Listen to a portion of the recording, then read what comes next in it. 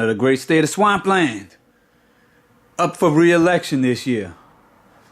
I'm experimenting today with Filmora Pro, one of the best damn software editing programs I ever used. Check out this transition between two LUT files. This is the warm LUT file that I made the sliding transition into, got the drone lifting back off, and check out this damn storage container house. I saw this thing in New Orleans one day. I was out on a Hello Tech job, and I had to come over here. I had to come get this footage.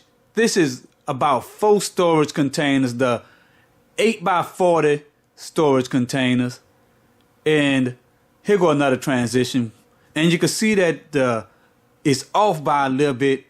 I'm gonna go back and I'm gonna show you the particular parts where this thing is off, but check this storage container house out. It's off the damn chain. I really like this thing. So I'm about probably about 25 foot in the air, and I'm just checking out this great house. This is ideal. This is close to what I would like to have built in Seattle, Washington. And you can see the back of it. The storage container house is about, that looked like it might be 240-foot containers though. All right. So I'm about to take a look at something else this time.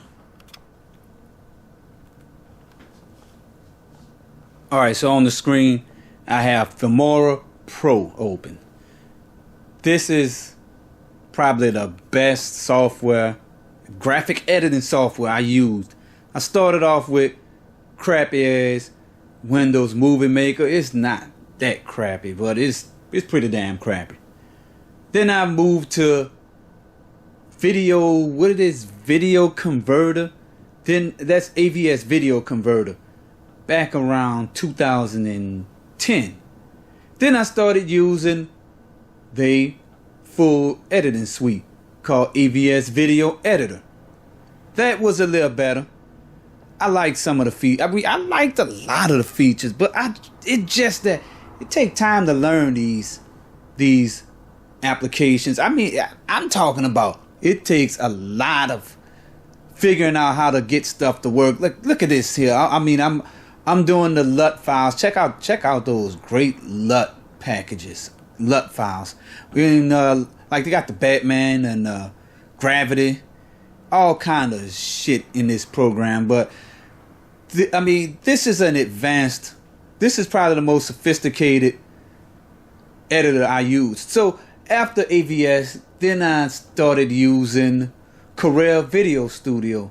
And when I started this YouTube channel, I started with Corel Video Studio 8. Then I upgraded to 9 and upgraded to 10. And the features were phenomenal. And the main reason why I've started using this is because I just hate this damn Corel. What is this thing called? I mean, I hate, because you see the damn screen just blacked out, and I'm doing a voiceover, but I'm watching this thing as I shoot this video. So what happened during that black screen? If you have the screen recorder running and hit Control Alt Delete, or what I call Alt Control Delete, that when that user accounts UAC user accounts control, when that thing pops up and give you that OK or deny pop up, the screen gonna go black, and only the monitor, only the client end will be able to see that stuff. And as you can see, I'm also converting the video in the background. I was actually, this is when I was rendering the video. So I'm just trying to see how much power how my computer can handle this.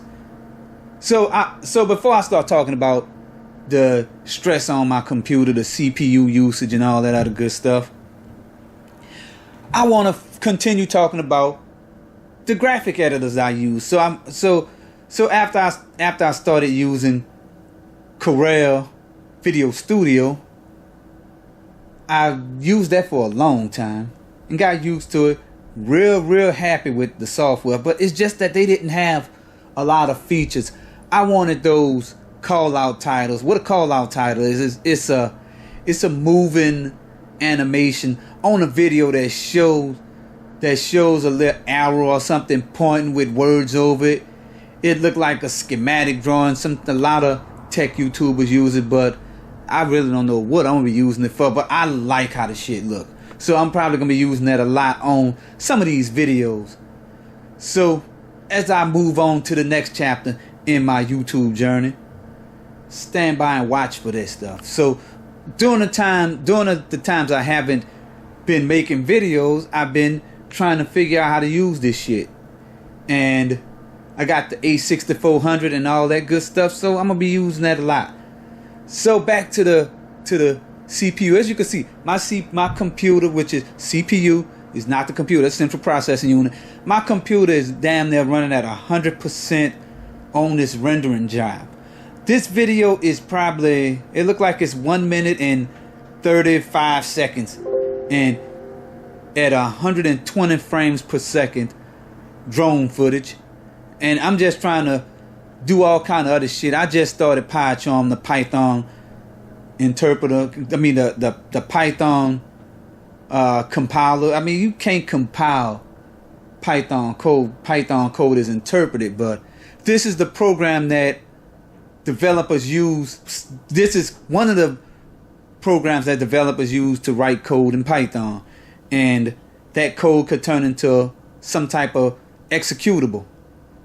So I'm about to show the same damn video that y'all just watched at the beginning of this thing, and I'm just enjoying this. I mean, I really like this software. Filmora is definitely the right software to go to if you do not want to pay about $3,000 for a decent Mac, and about another probably $300 or so for Final Cut Pro, and you refuse to want to, oh look how I just paused the LUT. Now I'm just saying that, see how it doesn't line up. The road lines up perfectly because it's static, but you might could see like right here, see the back of that black car, and then see the van up here, got the van right there in the car. See how it's shifted to the side? That is one of the things I was trying to show y'all, because remember I said I was going to show that to you. So this is just a video quickly showing you how I kind of screwed up that transition between the two LUT files. So this is Savage Scientist Ed, Governor of the State of Swampland. Till I make my next video, peace out. And if you're driving Uber, it's about time to stop. They already done got rid of Uber Select, and now it's time to find another hustle.